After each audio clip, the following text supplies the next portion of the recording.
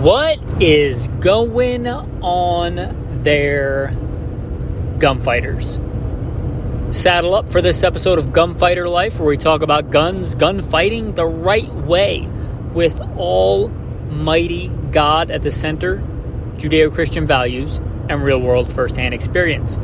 I am blessed to be your host and serve you today, Michael Milito, first and foremost a Christian, combat veteran, served in U.S. Marine Corps and U.S. Army, was also an urban warfare instructor for the Marine Corps, law enforcement, LAPD, regular or more specialized assignments, private contractor for a three-letter government agency I won't specify, commander of a tactical team to stop active shooters, lifelong hunter, professional big game hunter, and guide. That's probably leaving out some stuff, but that's probably enough about me.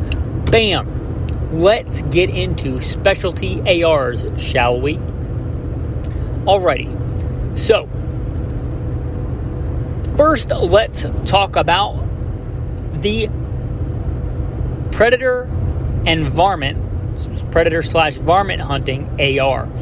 And when I say that, I'm talking about the duality of coyotes and down. Not that you couldn't take a wolf with an AR, you certainly could. I have hunted wolf, and I probably could have taken that shot with a good AR set up like how we're talking with the proper ammo selection. But primarily, when you think predator hunting with an AR, you think coyotes and down. Coyotes, fox, and then you get into your rodents, your marmots, your rock chucks, your woodchucks, your prairie dogs, your whistle pigs, depending on your vernacular, your location, and what kind of varmints you are hunting. So let's talk about that AR setup first. Okay, you're probably going to want for this at least a 16-inch barrel. 18 is good, 20 is good. You can get longer if you want. I think 20-inch, even unless you're just like hunting out of a blind and you're not going to be moving the AR that much, even with coyote hunting where you're going to hike to an area, do some calling, and then hike to another area and then do some calling, which is common for hunting coyotes. I heard it said once way back when I had a coyote hunting DVD, if that gives you an idea how long ago that was, that if the coyotes don't come in the first 15 minutes of you calling, they're probably not coming. And I found that to be the case. Maybe not a hard and fast rule, but in general, if they hear the call, they're going to come. And if not, then they didn't hear the call and they're not coming, or they've decided not to come.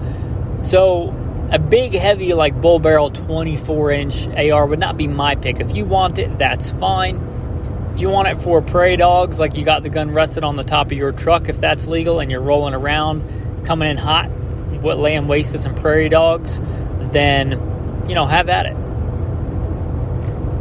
But in general, for the predator/varmint hunting AR, I would want 20-inch, 18-inch, 16-inch. Something in that range. I don't want to go any shorter than that. You start losing some ballistics capability. Medium contour or heavier barrel. Obviously, a heavier bull barrel is going to give you less deviation shot to shot. Less important with predator hunting, because if you didn't get him with 3 or 4 shots, there are exceptions. You're probably not getting him with the rest of the shots. Prairie dog hunting, if you get like a damage stamp like I used to get hunting these big like alfalfa ranches, you could literally shoot prairie dogs as fast as you can load magazines and execute judicious marksmanship.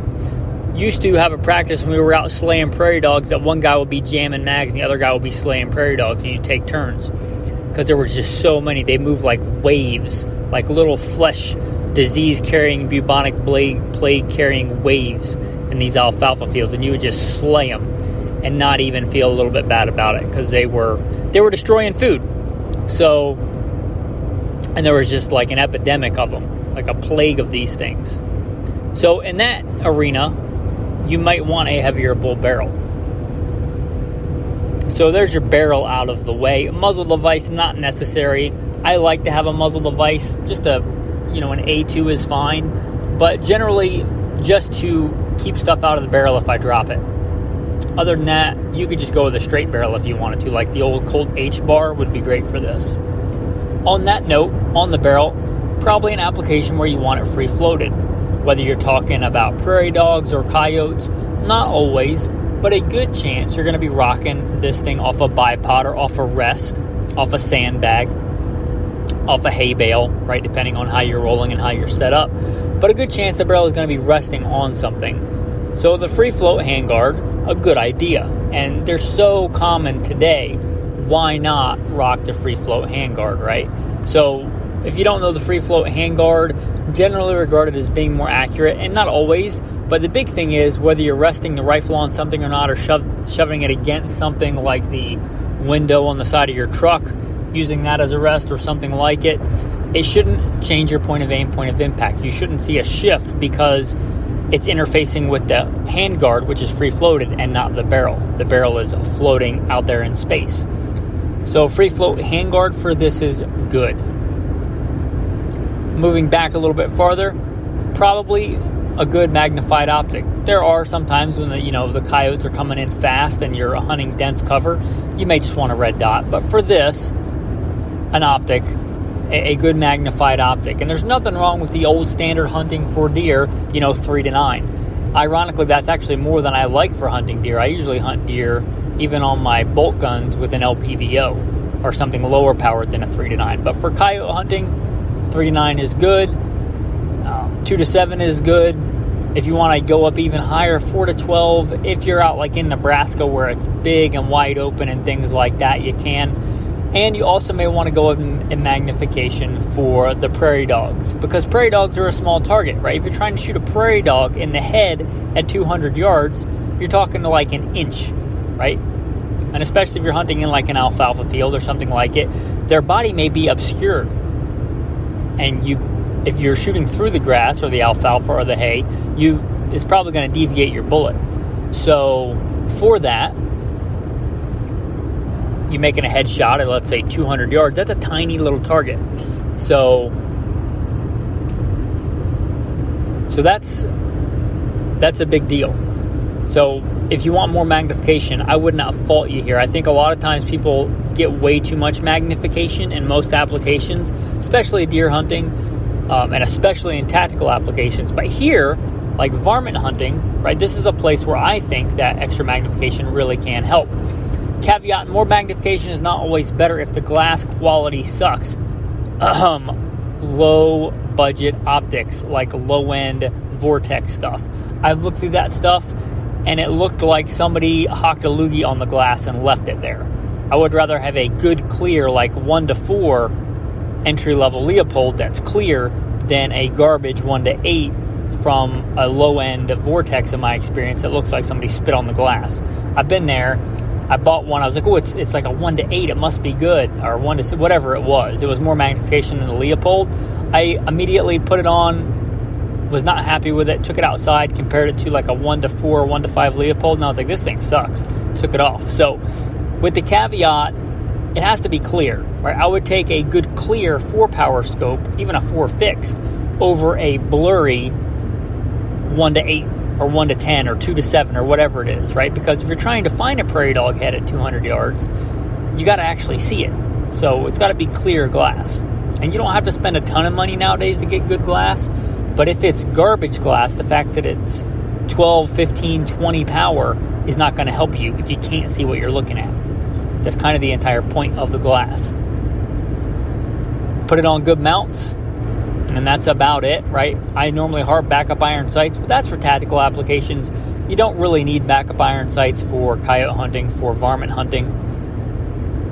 Going down to the magazine and then what's in it.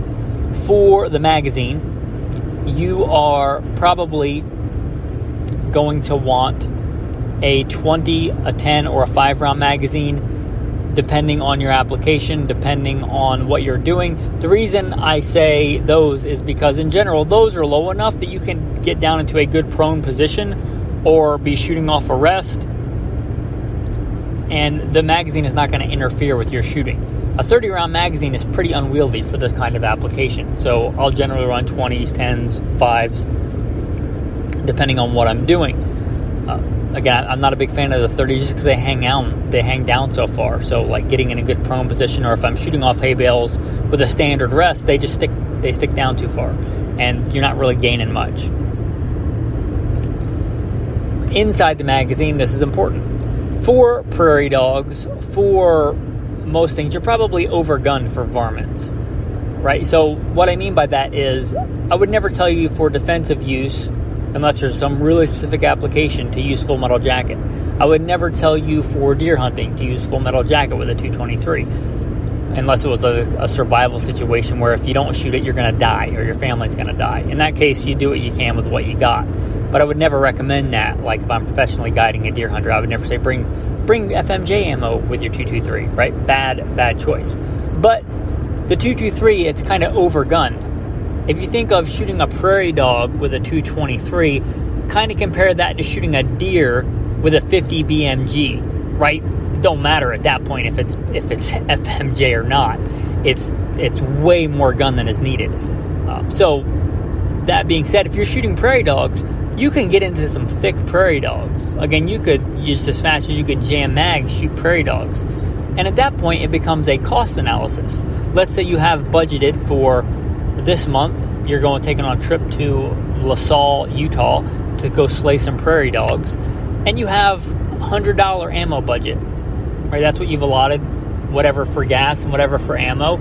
You can buy usually a lot more 55 grain FMJ. And if it shoots good out of your gun, 55 grain FMJ is probably what you're slaying prairie dogs with, and it'll do just fine. Again, the prairie dog, it's so small compared to the power of the 223, you're going to kill it just fine. Unless you just wound it, in which case you probably would have wounded it with something else. So if that's the case, that's fine. If you're loading your own and it's really less deviation in cost, I used to really like, back when I was doing a lot of hand loading and hand loading of 223, the, I believe, 36 grain Varmint grenades. Those things are just nasty good on varmints. I mean, they're called varmint grenades for a reason. They look like the prairie dog swallowed a little baby M67 fragmentation grenade. They're just nasty. And if you're talking about making something alive to not alive really quick and without it suffering, which is a main goal, even a prairie dog, right? I don't want it to suffer. I don't want any animal to suffer unnecessarily. Right? I don't apologize for killing prairie dogs and helping out ranchers and farmers, but I certainly don't want it to suffer. I don't want anything to suffer unduly. That's not me. That's not my style, and I hope it's not your style either.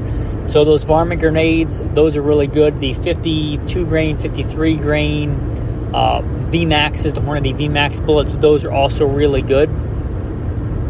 Any kind of fast expansion, fast dissipation of energy on the varmints. So, they'll do fine. And even the bigger varmints like marmots, rock chucks, woodchucks, they're still a fairly small target. Now, if you talk about the bigger ones, the coyotes, it depends. Are you just shooting coyotes because you want to help ranchers, farmers get rid of the coyotes? They're getting into chickens, whatever the case is. Or are you trying to keep the pelts? Because the coyote pelt can be quite pretty. In which case, again, you might want to go to a full metal jacket. There's kind of two ways you can go with that. You can go full metal jacket and just give a nice hole in and a nice hole out. It's not going to do a lot of damage unless something crazy happens, like it hits a rib the wrong way coming out or something. Anything can happen in ballistics, really. But in general, small hole in, small hole out, the FMJ, it's not like the prairie dog. You want to have good shot placement with the FMJ on a coyote, but with proper shot placement in the vitals, I don't have a problem with that. You probably won't either. Or you can go the route of a highly frangible, like it goes in, dumps all its energy inside the chest cavity of the coyote, because hopefully you're not eating coyote, and it doesn't leave an exit hole on the other side. In that case, you want, again, one of these highly frangible rounds, like the 50-something grain VMAX or a Nosler ballistic tip, light for caliber, 30-something grain, 40-something grain, 50-something grain. Really wouldn't go any higher for these applications. But really good ammo selection. And then moving back, really important also, a really good trigger. A really good trigger. Again, you're trying to hit a prairie dog head at 200 yards. That's a tiny little target. You can have good marksmanship with a bad trigger if you're a really good marksman. But why put yourself through that? So a really good trigger, this is just personal preference. Some dudes like rocking a 2-stage Some guys like curved triggers. Some guys like flat triggers. I like a single stage flat trigger. I generally don't like going any lighter nowadays than 3.5 pounds, especially for any kind of tactical or even hunting gun. If it's just a prairie dog gun, you could go lighter if you want, because you're probably shooting it off a stationary position. But if you're moving around in the field, moving one position to another, 3.5 pounds for me, that's what I like.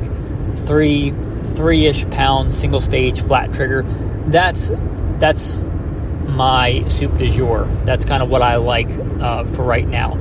May change depending on shooting and training and things like that, but anyway, those are my thoughts on one built for that application for specialty varmint prairie dog hunting. The next one I am going to talk about, because it's real similar.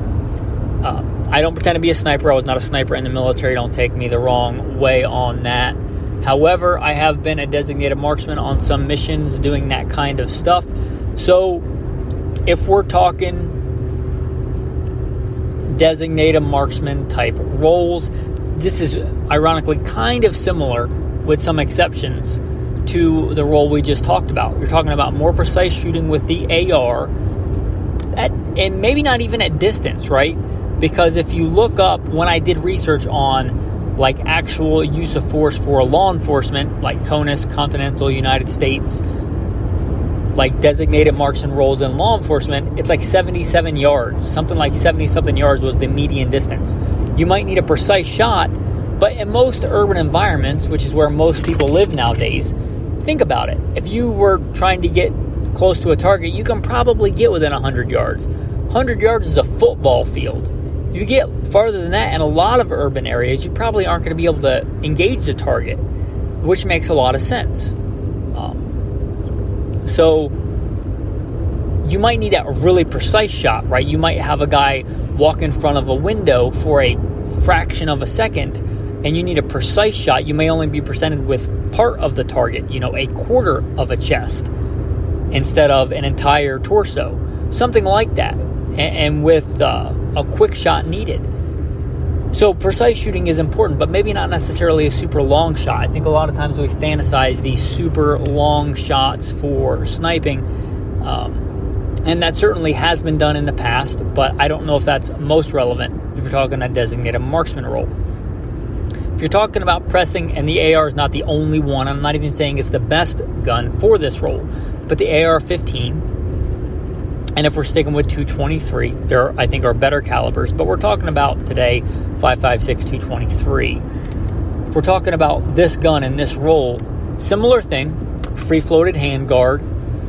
I would not put a brake on it for this if I had a choice, because if you're shooting and if you're a good designated marksman, you should probably be keeping the entire gun inside the room, because if you put the muzzle outside the window, the door, you're advertising where you are. Just a tactical tip there so you don't get killed, right? Don't put your muzzle outside the window. That's a good way to get shot. Hang inside the window in the shadows. And if you're in a room, especially a small room, you don't want to break. They're obnoxiously loud. So just a simple A2 birdcage or a simple flash hider is fine. Probably don't want to break. But then similar thing, right? If you're talking about urban operations, which the vast majority today live in cities, suburban areas, I probably would stick with the 16-inch barrel. I know you get more velocity. Maybe I would go 18. 18 is a good sweet spot, but I probably don't want even longer. I know I was a Marine, right? I did urban warfare. I was an urban warfare instructor for the Marine Corps. I know that Marines clear rooms. I'm picking a 20-inch barrel. Marines get issued a rifle generally, and they do their whole tour with that rifle. So they're not going to issue them a different gun every day when they're going out, on patrol in the desert, or when they're going on an urban patrol. They get a rifle. This is my rifle. There are many like it, but this one is mine. But if you are picking for a certain role for this kind of thing, me personally, I would go with a 16-inch or an 18-inch barrel. I would say medium contour is probably a sweet spot for this. Stainless steel I like, or a good nitrided barrel for this. Nothing wrong with that. And a free float, for the same reasons, right? So very similar setup. For this, I would go LPVO because there is always the chance that stuff's going to get up close and personal. So I would want the low power, but I would also want the more magnification for a more precise shot.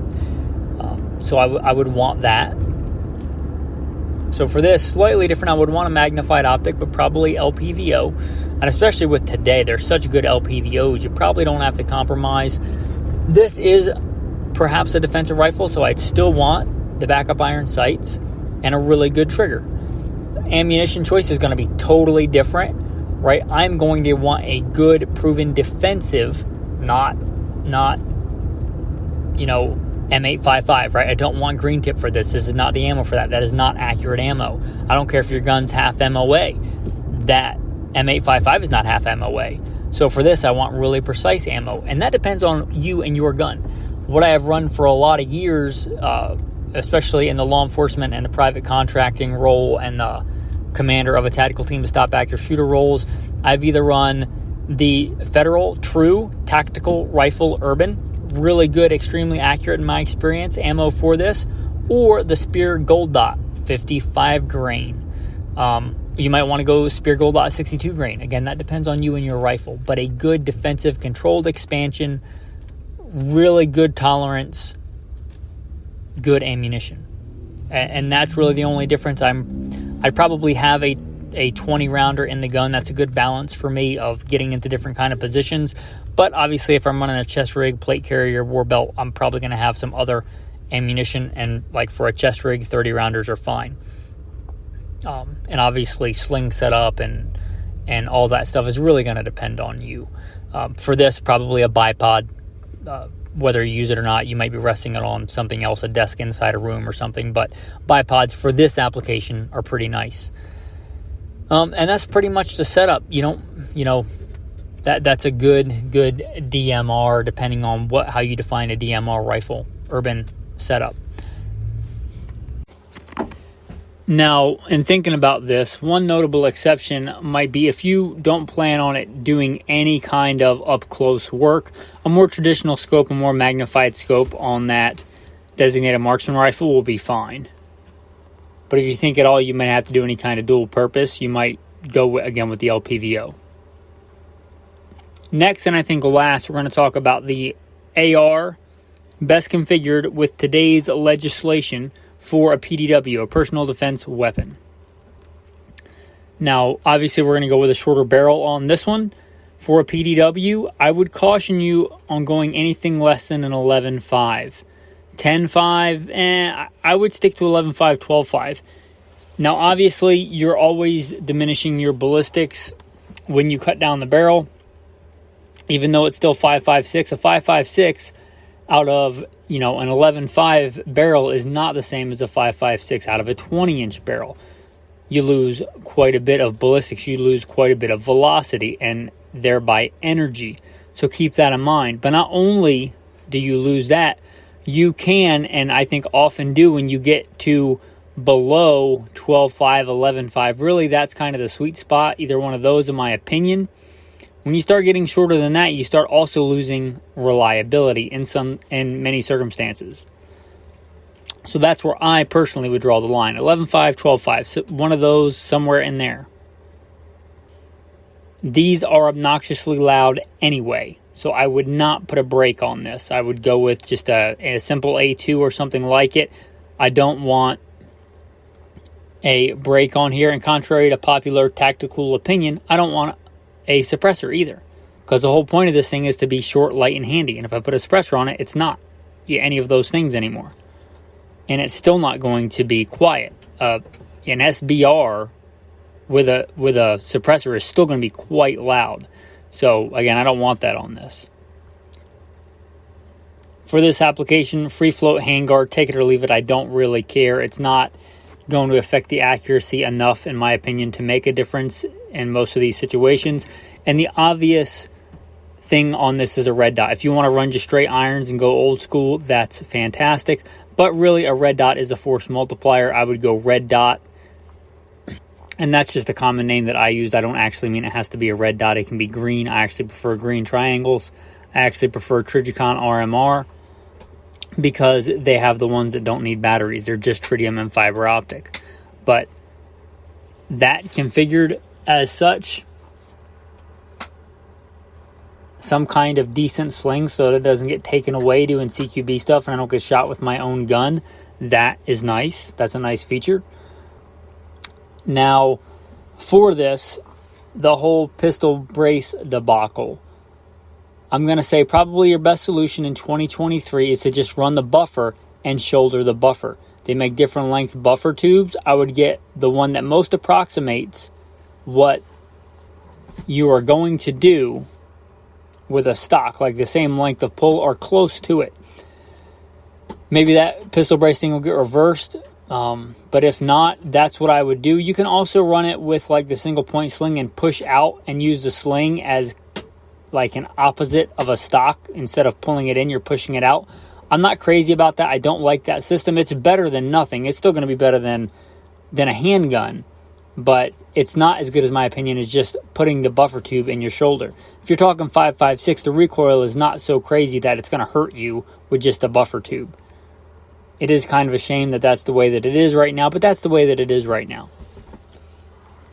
And of course, if you want to go through the rigmarole of a tax stamp and the fee and, you know, having to write a letter when you change state lines to the ATF and those kind of things, then go the full SBR rather. Go the full short-barreled rifle route. Go that way if you want. But anyway, those are my thoughts on a good setup for a P.D.W. personal defense weapon using the AR platform.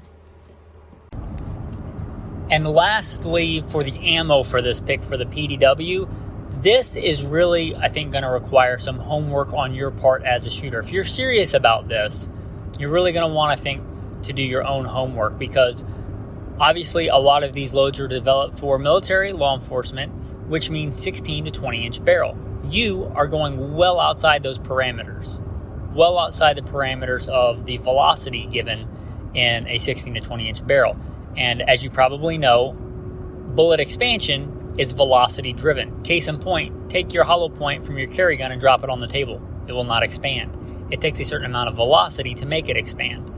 The same goes with the rifle and its ballistics. If you drop below an expansion threshold, you're pretty much turning a soft point or an FMJ into a full metal jacket because it lacks the velocity to make it expand. So you need to do your own research, meaning get out there with your P.D.W. and fired by you in your conditions with a couple of different go-to defensive ammo options and see how it performs.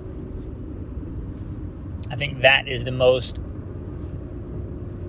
prudent recommendation. I have done this. It was a little easier for me at the time when I settled on it because I was a professional big game hunter and guide, and, you know, taking care of the ranch and culling animals, that was a thing. So I got a lot of real world firsthand experience with that. But you're going to have to find something that works for you for determining whether that ammo actually works out of your gun when fired by you.